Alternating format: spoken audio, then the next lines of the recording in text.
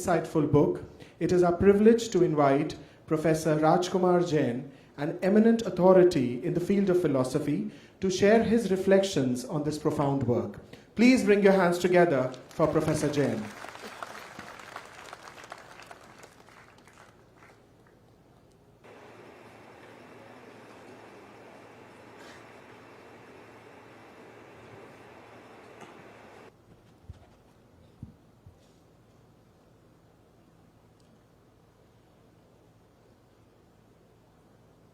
आज के व्याख्यान माला के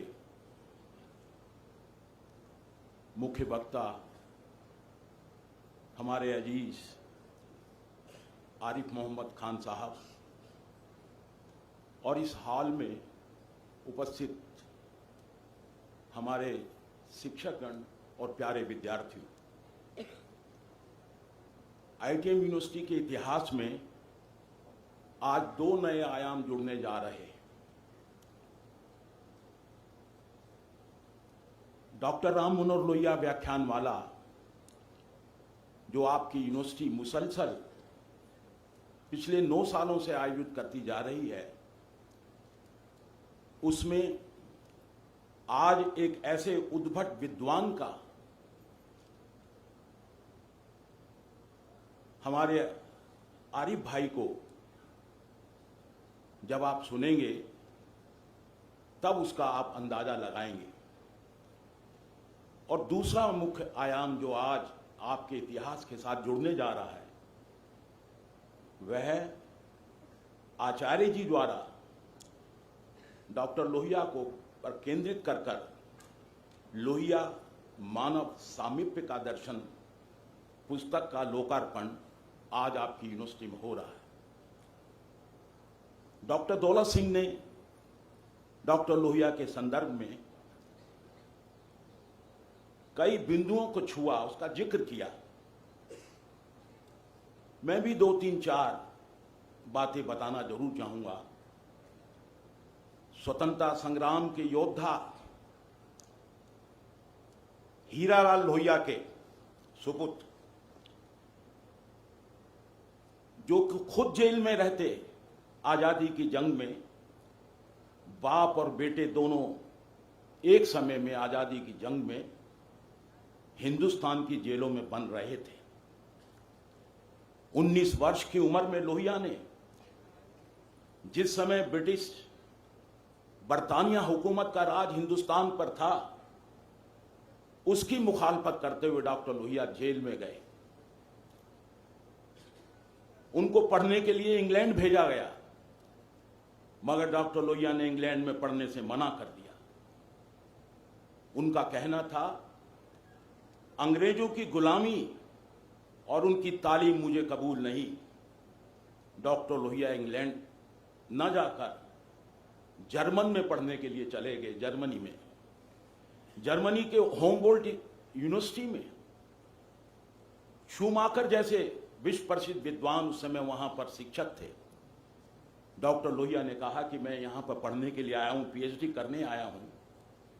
तो उनको यूनिवर्सिटी की तरफ से बताया गया, यहां केवल जर्मन भाषा में ही पढ़ाई होती है, आप तो अंग्रेजी के जानकार हैं, इसलिए आप यहां के विद्यार्थी नहीं बन सकते। डॉक्टर लोहिया ने कहा, विद्यार्थी तो मैं यहीं का बनूंगा।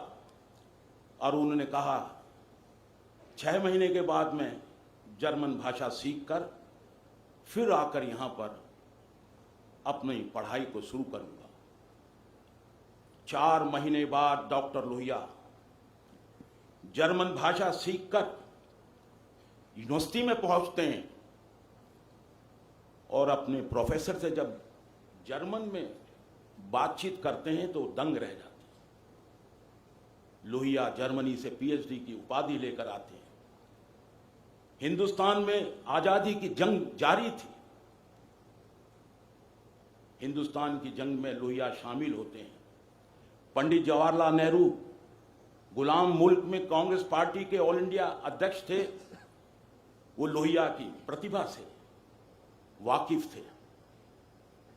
जवाहरलाल नेहरू ने डॉक्टर लोहिया को कांग्रेस के विदेश विभाग का इंचार्ज बनाकर आनंद भवन इलाहाबाद में कहा कि वहां बैठ के तुम काम करो। डॉक्टर लोहिया की प्रतिभा का इस्तेमाल जवाहरलाल नेहरू ने किया। आप में से जानकर लोगों को ताज्जुब होगा कि हिंदुस्तान की जो फॉरेन पॉलिसी का पूरा खाका है, जो ढांचा है, वो डॉक्टर लोहिया ने रचा था। इस मौलिक चिंतक, हिंदुस्तान में समाजवादी दर्शन, विचार दर्शन के प्रणेता, दार्शनिक का उसके व्याख्यानमाला में आज तो सुनेंगे। यूं तो डॉक्टर लोहिया पर अनेकों रोज आप देखते हैं कहीं ना कहीं किसी पुस्तक का, किसी लेख का, आलोचना का, समालोचना का, सेमिनार, सिंपोजियम, कहीं ना कहीं विचार गोष्ठी हिंदुस्तान के कोने में आज भी डॉक्टर लोहिया के विचारों पर होती है। मगर आज हमें फक्र है, हमारे बीच में एक ऐसे वक्ता हैं जिनको भारतीय दर्शन और इस्लामिक दर्शन दोनों पे एक समान महारत हासिल है। आरिफ मोहम्मद खान हिंदुस्तान के एक ऐसे आलिम फाजिल बेहतरीन इंसान हैं कि जब वो अपने पक्ष को रखते हैं, एक तरफ गीता, रामायण, महाभारत, हमारे वेदों पुराणों से आरिफ भाई संस्कृत के श्लोकों को अपने पक्ष को परवल करने के लिए प्रस्तुत करते हैं, वहीं कुरान और हदीस की आयतों से अपने पक्ष को, अपनी बात को एक बल देकर उसके तथ्यात्मक रूप में आरिफ भाई प्रस्तुत करते हैं। ऐसे इंसान को सुनने का आज हमें मौका मिलेगा। मगर इसके साथ एक सवाल और भी उठा है। विद्वान तो बहुत लोग हो सकते हैं, मगर जब तक उनके किरदार में, काम में त्याग और संघर्ष का, ईमानदारी का इतिहास नहीं जुड़ा, तो वो ज्ञान महज किताबी ज्ञान रह जाएगा। इसमें भी हिंदुस्तान के इतिहास में एक नई लकीर हमारे आरिफ भाई ने खींची है। मरहूम हिंदुस्तान के वजीर आजम राजीव गांधी की आंखों के नूर रहे उनकी काबीना के मंत्री आरिफ भाई ने काबीना से इस्तीफा दे दिया था। शाहबानों के सवाल पर आरिफ भाई ने कहा कि मुझे यह आपकी पॉलिसी पसंद नहीं। तहलका इस मुल्क में मच गया। राजीव गांधी अवाक थे। उनके सबसे अजीज, नजदीक के दोस्त सवाल पर वहां पर इस्तीफा देता है। इस्तीफा देना भी कोई बड़ी बात नहीं है। मंत्री पद मिलने और छिन जाने पर आदमी के विलाप, रुलाप, कृदन हमने इतिहास में अनेकों पढ़े हैं। मगर वो इंसान जो अपनी कौम, अपने मजहब के जज्बात के खिलाफ खड़ा होकर उसूल के सवाल पर इस्तीफा दे दे, वो काम केवल आरिफ मोहम्मद खान ही कर सकते थे।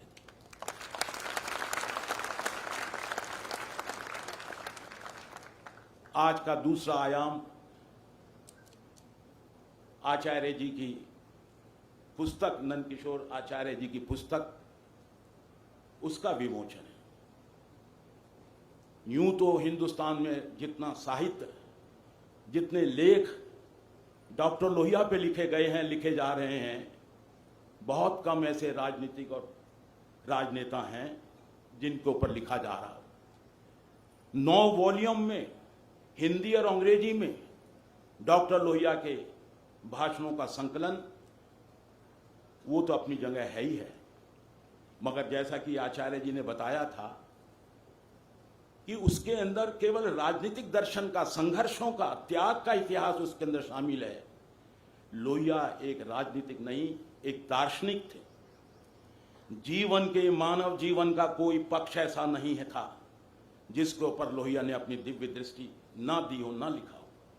कोई दूसरा हिंदुस्तान में ऐसा दार्शनिक नहीं हुआ जिसने संपूर्ण पक्षों पे, मानव जीवन से संबंधित हर विधा पर जिसने अपनी कलम ना चलाई हो, ना दी हो। मैं बड़ी खुशी के साथ इस बात को रखना चाहता हूं कि आचार्य जी ने जिस ग्रंथ की रचना की है वो अद्भुत है। मैंने लोहिया के साहित्य को पढ़ा है। आचार्य जी का ये ग्रंथ हिंदुस्तान के क्लासिक जो हमारी रवायत के ग्रंथ हैं उसमें शामिल होगा, मुझे कोई इस बात में शक नहीं है। मैं आचार्य जी के लिए हृदय से धन्यवादी हूं। आपने हमें एक नई दृष्टि दी। हालांकि आचार्य जी उन लोगों में हैं जिनको समाजवादियों की एक पीढ़ी ने पढ़ पढ़ कर रोशनी पाई है, क्योंकि मुझे हुक्म हुआ था कि मैं आचार्य जी द्वारा लिखित पुस्तक के कुछ बिंदुओं को आपके सामने छूं। समय की बंदिश के कारण सभी बातों को तो नहीं, मगर कुछ उसकी मोटी मोटी रूपरेखा आपके सामने प्रस्तुत करूंगा। आचार्य जी ने अपनी पुस्तक को 8 अध्यायों में बांटा है। सभ्यता की अवधारणा, इतिहास दर्शन, सामीप्य और समानता, अर्थ दर्शन, राजनीतिक दर्शन, सप्त क्रांति, संस्कृति चिंतन, लोहिया का मानव सामीप्यवादी मूल्यबोध। आचार्य जी अपनी पुस्तक की शुरुआत आरंभ में ही सभ्यता की अवधारणा का प्रश्न उठाते हैं। विभिन्न दर्शनों, वैदिक धर्म दर्शन, चीनी ताओ दर्शन, जैन बौद्ध धर्म दर्शनों, भौतिकवादी दर्शनों, इनमें जहां एक और द्वंद्वात्मक भौतिकवादी तथा इसमें एकात्मक भौतिकवादी से दार्शनिक एरिक फ्राम, मार्टिन बूमर तथा महात्मा गांधी के दर्शन की विशेष विवेचना करते हुए आचार्य जी लोहिया की अवधारणा को प्रस्तुत करते हुए लिखते हैं, डॉक्टर लोहिया एक ऐसे विचारक हैं जो किसी ईश्वर अथवा परमात्मा आदि के अस्तित्व को तो स्वीकार नहीं करते, लेकिन मनुष्य की उनकी अवधारणा में भौतिकता और आध्यात्मिकता का समन्वय जैसा मिलता है। भौतिक जीवन में आध्यात्मिकता के प्रतिफलन को दरअसल डॉक्टर लोहिया की एक अन्य अवधारणा सगुण और निर्गुण के परिप्रेक्ष्य में भी समझा जा सकता है। डॉक्टर लोहिया के अनुसार वर्तमान सभ्यता निर्धनता, भय और युद्ध की जन्मदात्री है। इतिहास दर्शन तय करने से पहले लोहिया विभिन्न प्रचलित इतिहास दर्शन के सिद्धांतों का विवेचन करते हैं। यह विवेचन अत्यंत सूक्ष्म और तलग्राही है। इतिहास दर्शन की 2 प्रमुख धाराएं रही हैं, चक्रीय और रेखीय। चक्रीय सिद्धांतों में सर्वप्रथम भारतीय सिद्धांत है। स्पेंगलर, टाइनवी, सोरोकिन, लुइसन, मैनफोर्ड और मार्टिन बूबर, हीगल और कार्ल मार्क्स की तुलनात्मक विवेचना करने के बाद लोहिया का वर्ण और वर्ग का उत्थान पतन, सभ्यताओं के भौतिक रचनांतर में उनकी केंद्रीय भूमिका का निर्धारण उत्थान बहुत ही मौलिक और सूक्ष्म है। वर्ग या जाति को नए सिरे से परिभाषित व्याख्यायित करते हुए वह कहते हैं, वर्ग अस्थिर जाति है और जाति स्थिर वर्ग। हर समय में वर्ग से जाति और जाति से वर्ग बनने का क्रम चलता है। सामीप्य और समानता, डॉक्टर लोहिया का लक्ष्य समतापूर्ण समाज की स्थापना है। लोहिया की स्पष्ट मान्यता थी, आधुनिक सभ्यता जिस क्रांतिकारी प्रौद्योगिकी पर आधारित है वह न आज केवल कारगर नहीं रही, बल्कि अपने द्वारा सृजित राक्षस को मारने में भी असमर्थ है।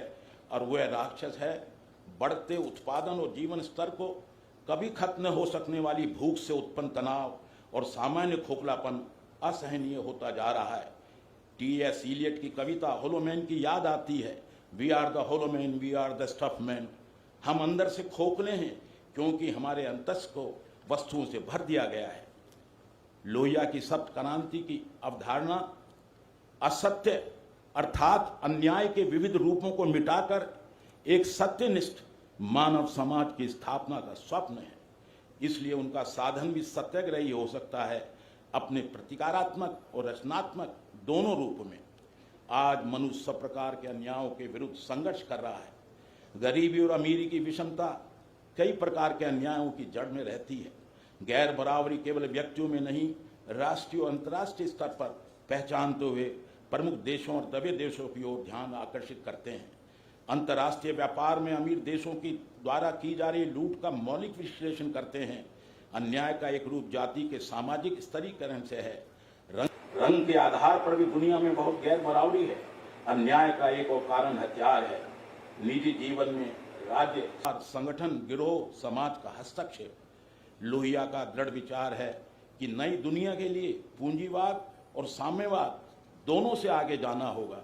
साथियों, अंत में जिस एक बात की तरफ इशारा दौलत सिंह जी ने किया था, इस एक लोहिया की वाणी वक्तव्य से भारतीय पुराणों का, हमारे आख्यानों का, हमारे इतिहास का, हमारे धार्मिक ग्रंथों का, दर्शन शास्त्रों का लोहिया किस तरह से इंटरप्रिटेशन करते हैं, किस दृष्टि से देखते हैं, उसकी एक नजीर में आपके सामने रखकर अपनी बात को खत्म करूंगा।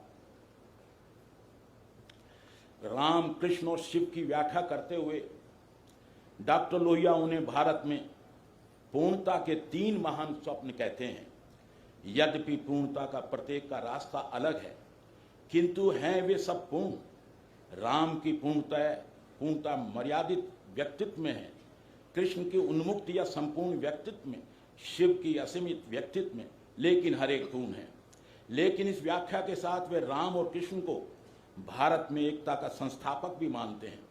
राम हिंदुस्तान की उत्तर दक्षिण एकता के देवता थे।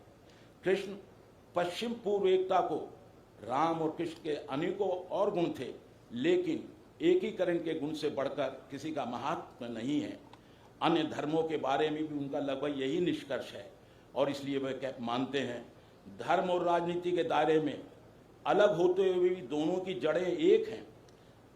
धर्म दीर्घकालीन राजनीति है, राजनीति अल्पकालीन धर्म है।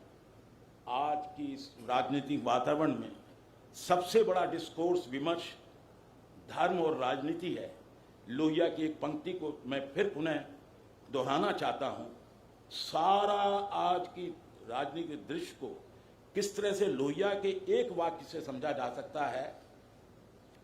धर्म दीर्घकालीन राजनीति है, राजनीति अल्पकालिक धर्म। एक ही वस्तु के 2 स्वरूप हों, एक अल्पकाल और दूसरा दीर्घकाल। ये भेद का एक नतीजा अवश्य होता है।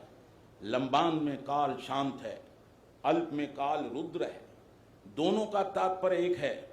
धर्म जो दीर्घकाल है अच्छाई करता है, अच्छाई की स्तुति। राजनीति जो अल्पकाल है बुराई से लड़ती है और बुराई की निंदा करती है। अच्छे की स्तुति और बुरे की निंदा, अच्छाई करने और बुरे से लड़ने में फर्क है। जब फर्क बढ़ जाता है और एक दूसरे से संपर्क टूट जाता है, तब अच्छे की स्तुति निर्जीव हो जाती है और बुरे की निंदा कलही हो जाती है। ऐसा होने पे अच्छे से अच्छा धर्म अधमरा हो जाता है। तात्पर्य यह है कि धर्म को केवल अच्छे की स्तुति तक ही सीमित न रहकर बुरे की निंदा से पूर्णतः वितराग नहीं हो जाना चाहिए, तथा इसी प्रकार राजनीति को भी बुरे से लड़ते हुए अच्छे की स्तुति पूर्णतः छोड़ नहीं देना चाहिए। लोहिया ये समझाते हैं कि किसी एक धर्म से किसी एक राजनीति का मिलन अविवेकपूर्ण तथा भ्रष्ट कर देने वाला है। फिर मैं दोहराता हूँ इस पंक्ति को। लोहिया ये समझाते हैं किसी एक धर्म से एक राजनीति का मिलन अविवेकपूर्ण तथा भ्रष्ट कर देने वाला है, लेकिन दोनों के बीच मर्यादित संपर्क बना रहना चाहिए। वह यह आवश्यक नहीं मानते कि इस संपर्क का तात्पर्य राजनीति द्वारा आस्तिकता को स्वीकार करना है तथा धर्म द्वारा नास्तिकता को स्वीकार करना, लेकिन उम्मीद करते हैं शायद इससे आस्तिकता और नास्तिकता का समन्वय करने वाली कोई नई चीज निकल सके। उल्लेखनीय है कि उनके द्वारा प्रस्तावित रामायण मेले का उद्देश्य राष्ट्रीय और अंतर्राष्ट्रीय सांस्कृतिक सामीप्य को सुदृढ़ करना था। वहीं आस्तिकता और नास्तिकता के समावेश से निकलने वाली किसी नई खोज को मैंने कुछ बिंदु लोहिया के आपके सामने प्रस्तुत किए। शुक्रिया।